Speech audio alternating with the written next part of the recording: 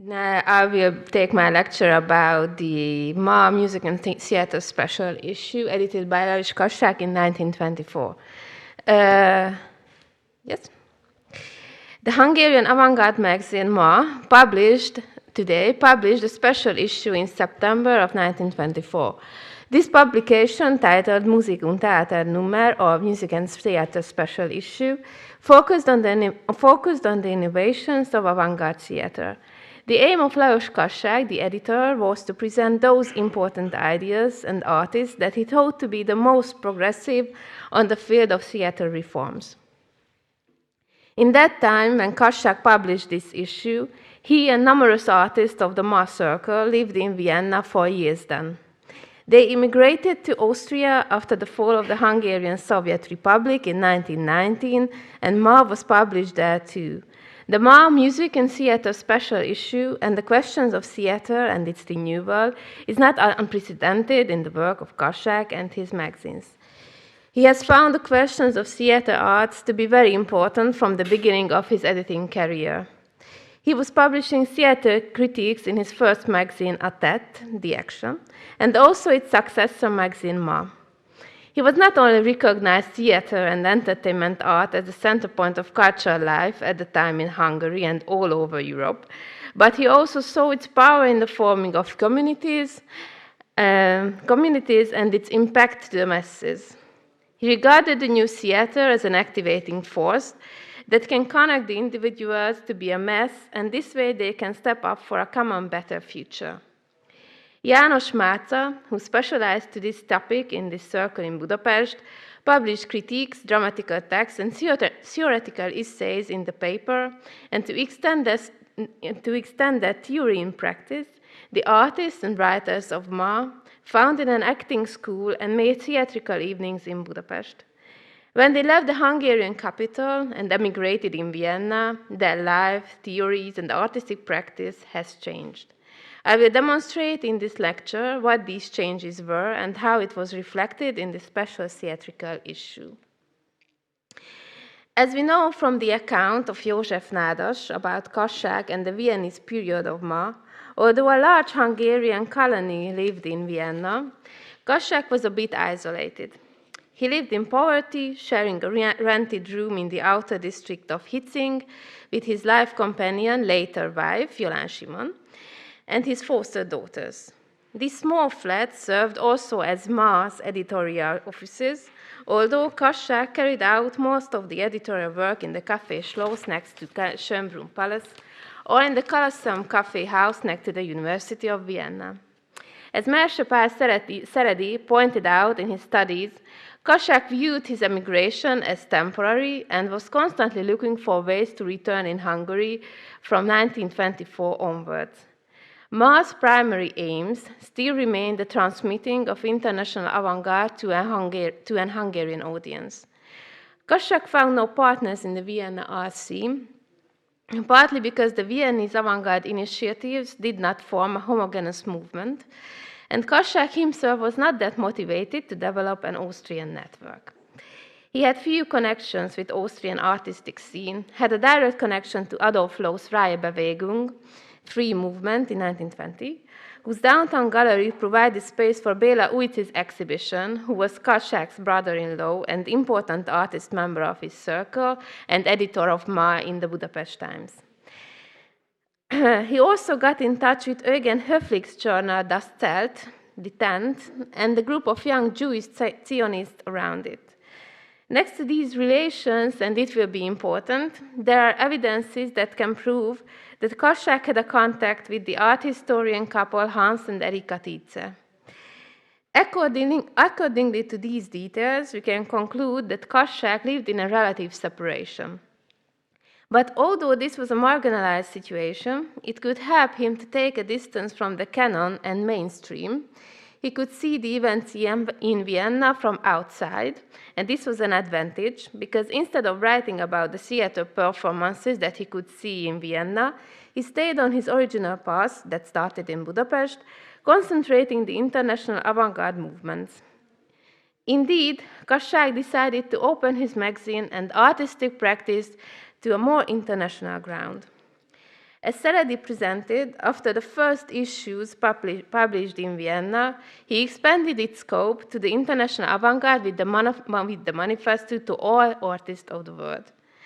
As he encountered other international movements, Kassák abandoned the motives of expressionism for the language of Dada and constructivism, further distancing Ma from the revolutionary program of 1919 and the workers' activist image.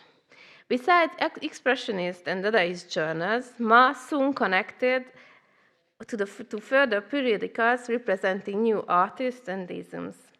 He published articles about international avant-garde movements and artists, together with reports about the most important current exhibitions. He started to publish articles and other essays in German and made special international issues, for example, Deutsches Sonderheft in 1924. He published the Musik und Theaternummer after these antecedents, which was concentrated on two topics, music and theater. The publication of this issue in this moment is not a mistake or Kassák's accidental idea. This issue came out in the time when Vienna gave place to the greatest gathering of avant-garde theatrical ideas, the Internationale Ausstellung Neuer Theatertechnik, international exhibition of new theater techniques in the frames of Musik und Theaterfest in der Stadt Wien.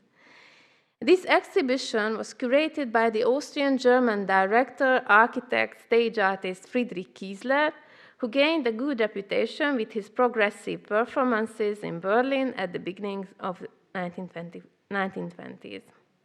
And the main organizer was Hans Tietze, who I mentioned earlier in relation of Kassák's Viennese connections. The music and theater special issue came out after the opening of the exhibition, and we can suppose that Kassák attended the opening ceremony because he wrote a critique about the exhibition in Komödie journal. Although there was a personal aspect among the causes of the publication, a conflict between Kassák and Friedrich Kiesler, which could have been a great possibility to Kassák to make a stand against him and show up his knowledge on this field, we can see the context of this publication in a different way. This issue was fitted in Kassák's program, in which he tried to integrate Ma in the international stream of artistic movements.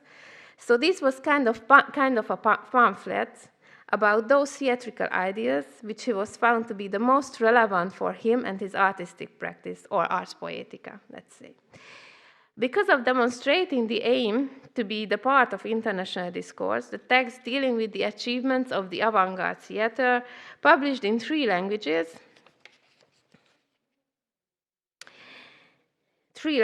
and the inscriptions on the front page appeared in Hungarian, French, and German.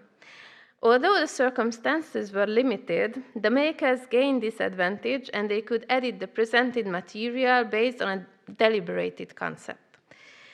The issue started with an introduction from Lajos Kassák on the title Über neue Theaterkunst, about the new theater arts. Kassák summarizes his ideas and requirements about the art of stage and new theater in this text. He describes those concepts, theatrical currents and movements here, that he finds to be important and capable to change this art form.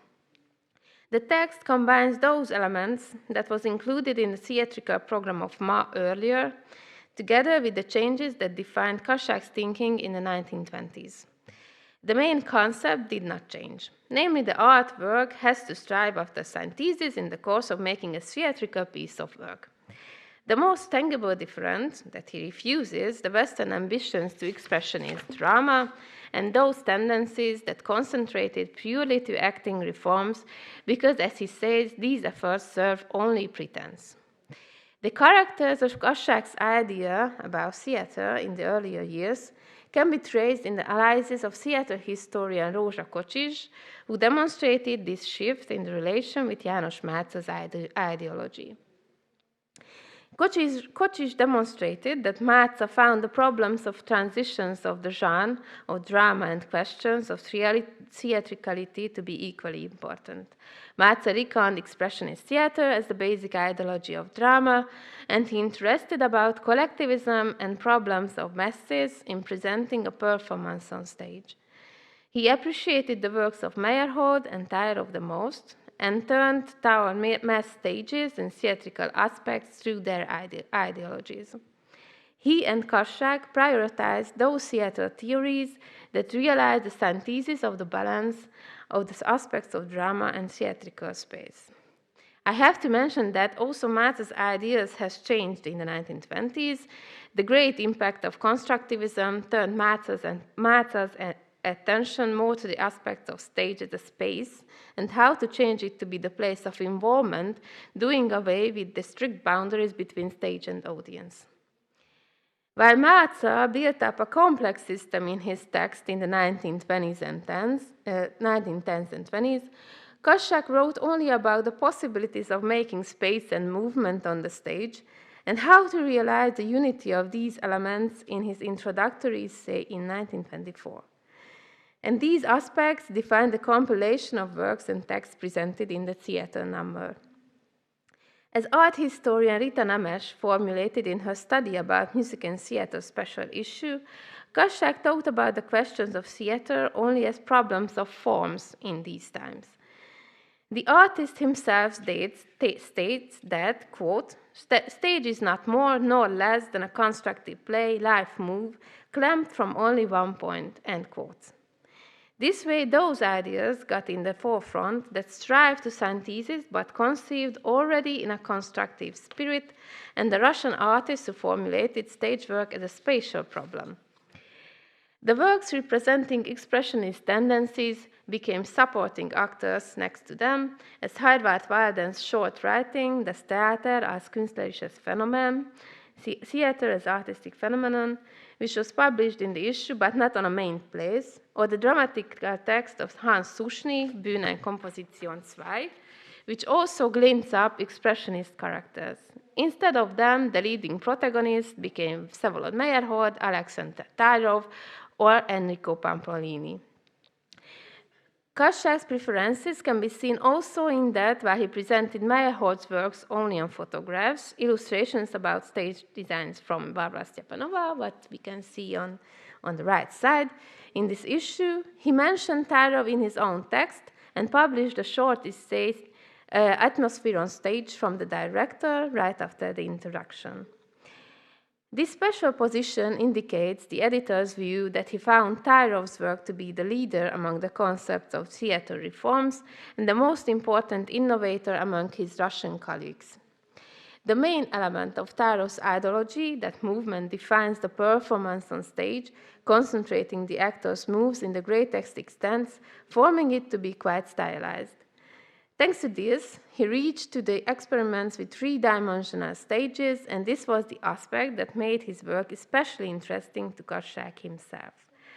But he was also unsatisfied with Tyrov, because, as Kassák says, Tyrov pays too much attention to the actor's role, and this is a mistake because this way he makes the actor to be a monocrat on stage. This is the reason why he's not reaching to the synthesis on stage, to the integrated organization. Kassák was not the only one who got under the influence of Soviet-Russian avant-garde constructivism in the 1920s, as we saw in the several lectures in these 2 days. These artists' revolutionary thinking had a great impact to European art in these times. They represented a very new thinking about art and artistic practice, and Russian constructivism became a defining actor in cultural discourse. Europe discovered it to itself. These artists and their works showed up on several exhibitions in Western Europe. The most important was amongst these the Erste Russische Kunstausstellung, first Russian show in 1922 in Galerie van Diemen in Berlin. Kassák saw this exhibition, and it impressed him enormously. He also picked up on those innovative tendencies that the Soviet-Russian constructivism represented, and this was a very big turn in her life work. It seems that these ideologies also inspired his thinking about theater as well. This is one of the reasons why he turned to the problems of forms and spaces on stage from drama and acting and presented the Soviet-Russian artist on an emphasized position in Ma. As a side note, we have to mention that actually we can see a very interesting center-periphery relation here in this situation, because the Russian art was a periphery in the relation of Western European art in the 1920s when it was first presented there. But Russian constructivism brought a totally new perspective in Western art. It was a revelative experience, and it had such a great impact that the art of periphery revolutionized the avant-garde, changing our whole thinking about art. And we have to mention that this new perspective had to come necessarily from outside Europe, where the artists knew a different artistic approach than the European canons, and they could revitalize Western art. Nevertheless, we can assume from the content of Music and Theater special issue that Kassák, although respected the works of these constructivist artists, he was not a strict follower of their ideas. His thinking about new art was completed by those Western tendencies that already built up these reform theories and instruments to their artistic works. As Kocsis demonstrated, the artist group around Ma stood the closest to the fine arts focus of the Bauhaus School theater concepts, which unified constructivist and expressionist endeavors along mechanist lines. The question of mechanics is thematized on several fields in theater by the 1920s. Artists were thinking about the forms, how to mechanize stage and human movements to create the perfect piece of art. This topic was presented in the works of several Western European artists who wanted to involve the great technical development of their age, and this effort got a fresh input by the appearance of Soviet-Russian artists who had realized solutions for these questions. Artists working at the Bauhaus viewed the scene as a playground of architectonic parts, forms, and colors. Kassák included Bauhaus experiments for mechanized theater in two ways. While the publishing of László Moholy-Nagy's sketch for a film entitled Egy nagyváros dinamikája on the right, Dynamic of the Metropolis, what was a lyrical expression of dynamics, actually, and L. Lissitzky's The Elektromechanische Schau, the electromechanical show, represented how technical instruments can be used in a more classic stage performance. The marionette figurines of Georg Telcher and Kurt Schmidt demonstrated those Bauhaus experiments, which tended to make puppet-like actors and make them move like a soulless geometric figure on stage. The best-known example of these experiments is Oskar Schlemmer's Triadische Ballet.